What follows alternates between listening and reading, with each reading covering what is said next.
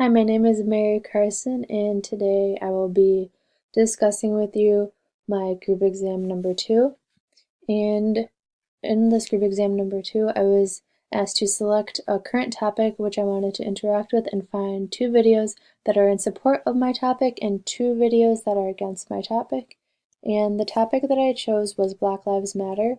My first pro video is an interview with the founders of Black Lives Matter, Alice Garcia, Patrice Coolers, and Opal Tometi.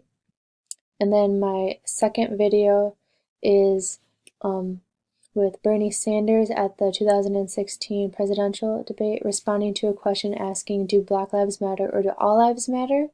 And then my first con video is an interview on CNN with a Vanderbilt law professor, Carol Swan, and a civil rights attorney, Ariva Martin, speaking about the impact of shootings on Black Lives Matter.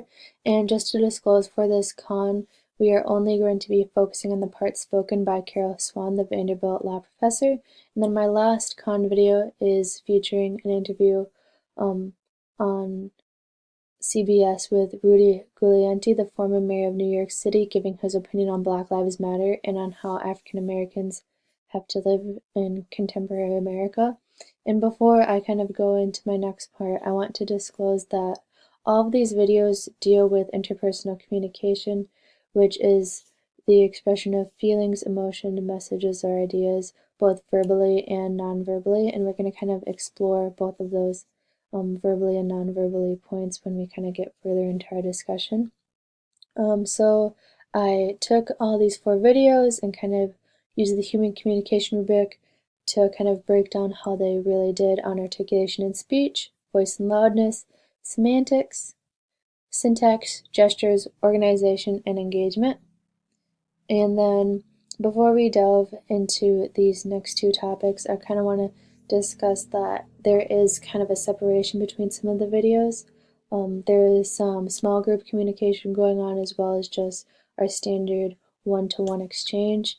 And I believe that our first small group comes from the pro video featuring the founders of Black Lives Matter, because it is the interviewer and then 3 members of Black Lives Matter. And then the other small group comes in the form of the CNN interview between our Vanderbilt law professor, civil rights attorney, and the interviewer. So just kind of keep that in mind, that there is even a difference between the type of interpersonal communication between not only the 2 sides, but in between the 2 videos on each respective side. So first I want to kind of go into which side did a better job of expressing themselves and their ideas and why. And I believe that the Black Lives Matter pro side did a better job at this because they seem to be especially knowledgeable on the subject. They are more composed, idea-wise and organization-wise with how they were going to talk about something and what they were going to say and when. And they also used their voice and loudness appropriately.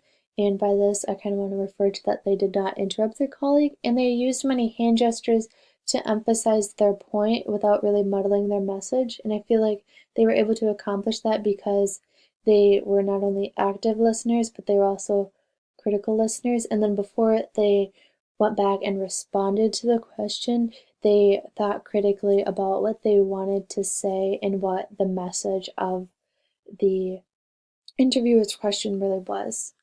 And then I think both con videos in this case suffered from a lack of hand gestures, but not only a lack of hand gestures, but a lack of really appropriate gestures. Majority of their gestures were really just very subtle, if really at all, mainly facial gestures. And they also scored lower on engagement than their counterparts due to their behavior towards their colleagues, which caused me to really be unwilling to listen to them because they were interrupting their colleagues and they increased unprofessionalism during the course of their interview. And I really think this was the case because they weren't really empathetic listening and they weren't really mindful during this interview. And then when we kind of talk about which side did a better job of appealing to emotions, I believe that the pro side also did a better job appealing to their listeners' emotions. For example, in the TED Talk video, the Black Lives Matter founders related themselves to the individuals in the Black Lives Movement by sharing their own personal experiences and stories and just outside examples, and they also showed their roles and input in the Black Lives Matters movement as the founders of Black Lives Matter. And Bernie Sanders did this emotional appeal from an example he gave at the beginning of his response, which he then further explained solutions to this example, and he also shared his plans to support the African American community. As I kind of said earlier, I feel that the Kansai really suffered from a lack of mindfulness and being empathetic listeners, and I also feel like they weren't really critical listeners when they were really um, trying to interpret what the interviewer really wanted them to say, and then they really weren't active listening in that sense too. But they really didn't critically think through their responses before they answered, which I really feel like not only affected their interview but also affected um, how I responded to them on the human communication rubric and in these two breakdowns that I shared here. Whereas I think the pro side did a better job at really being active listeners, being empathetic, being mindful, which really being mindful in this case really helped their critical listening and really helped their critical listening, which translated to a better presentation overall in their case and also helped them score better on the human communication rubric. Well, thank you, and I hope you enjoyed.